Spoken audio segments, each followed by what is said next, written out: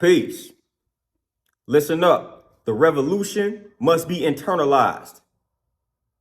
You want to make drastic changes in the world? You have to begin with making drastic changes within yourself. Everything starts within, then it permeates to your external environment. And that's just an actual fact of life. So before you start making strides to attempt to change the people around you and the circumstances around you, you have to first make sure that your inner environment is right and exact. You have to make sure that internally you are healthy. You have to make sure internally that you are at peace, centered, and balanced. See, a lot of the time, we spend most of our time worrying about the people and the places surrounding us. Things that are outside of our control. You cannot control how somebody else moves. You cannot control how somebody else thinks. You cannot control what somebody else does.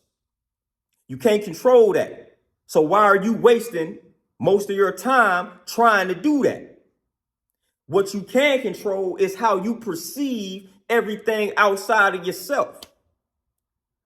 So with that simple foundation being laid out, that's the key.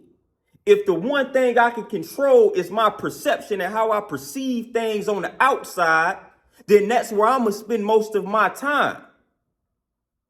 Working on my perception, working on how I perceive things that are outside of self. Perception is everything.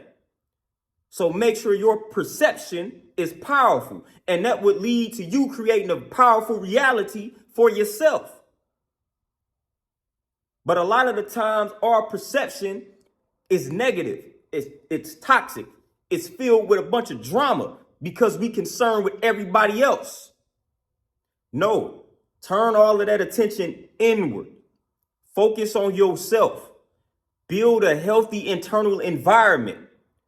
And that will by default lead to a more powerful perception.